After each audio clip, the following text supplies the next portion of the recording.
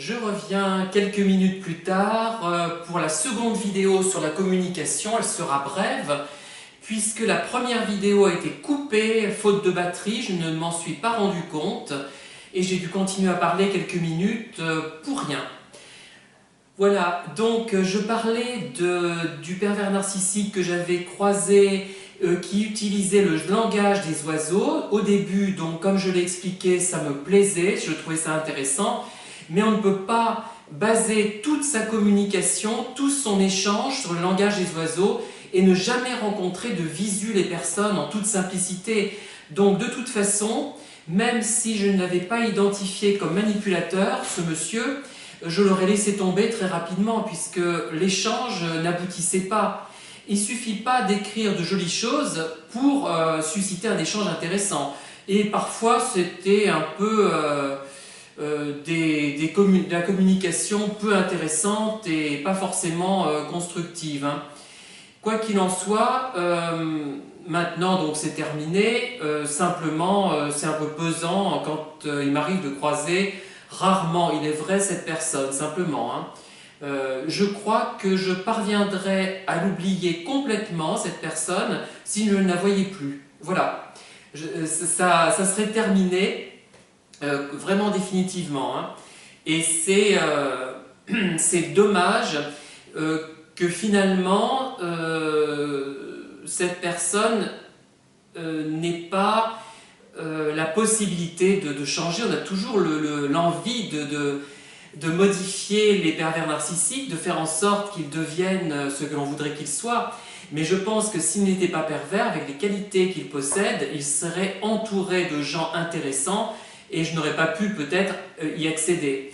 Mais en tout cas, il a un réseau, à mon avis, relationnel, tentaculaire, de relations plates, à mon avis, hein, puisqu'il n'y a pas de véritable échange possible avec lui, finalement.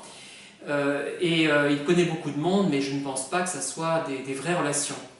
Alors, donc, je voulais vous juste parler un tout petit peu, pour terminer cette vidéo sur la communication, de l'ouvrage d'Isabelle Nazaraga, Les manipulateurs et l'amour, dont j'ai tiré quelques idées et pense-bêtes. Il y a beaucoup de choses intéressantes dans ce livre, qui est peut-être toutefois un peu moins intéressant que Les manipulateurs sont parmi nous, puisqu'après, quand on lit celui-là, en général, on a lu le premier, et on est familiarisé déjà avec la thématique des pervers narcissiques.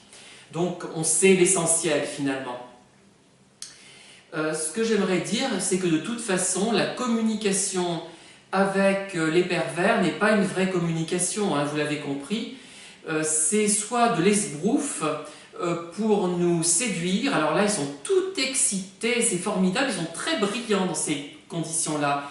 Alors, on n'est plus dans le cas zombie, mais on est dans le cas, je ne sais pas comment, un être lumineux, formidable, mais comme le font remarquer beaucoup de gens, et parfois c'est juste un vernis.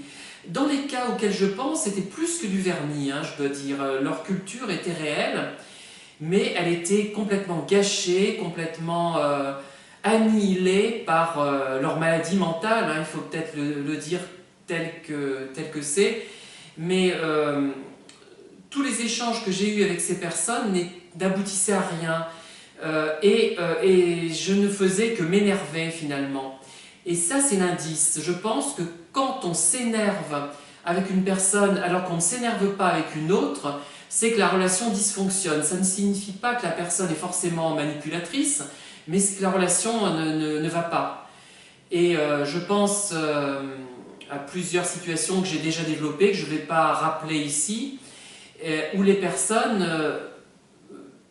me mettaient hors de mes gonds, alors que dans des circonstances analogues, je restais calme. Voilà. Voilà, donc j'ai à peu près terminé sur cette communication chez les pervers. Je n'ai pas dit tout ce qu'on peut dire là-dessus, je pense. Hein. D'autres le préciseront plus que moi, mais j'ai fait référence à des choses que vraiment j'avais expérimentées, que j'avais connues, plutôt que de parler de façon trop théorique et de réciter des textes. Hein. J'aurais pu le faire, mais je ne veux pas tomber dans ce piège. Ça rend les échanges un peu académique et creux finalement, hein, je ne veux pas tomber là-dedans. Voilà, de toute façon, je vais, comme je vous l'avais promis, reprendre des vidéos par thématique, beaucoup plus rigoureuses, de façon plus rigoureuse, mais toujours, je parlerai toujours des choses que j'ai vécues, même si mon vécu n'apparaît pas directement dans ce que je vous raconterai. Et je pense que ça pourra vous permettre, avec d'autres choses que vous lirez par ailleurs, avec d'autres vidéos que vous écouterez, de vous faire vraiment une idée du sujet et de partager, parce que je n'ai pas la science infuse, personne ne l'a, et voilà. Bon, je vous laisse, à bientôt, au revoir.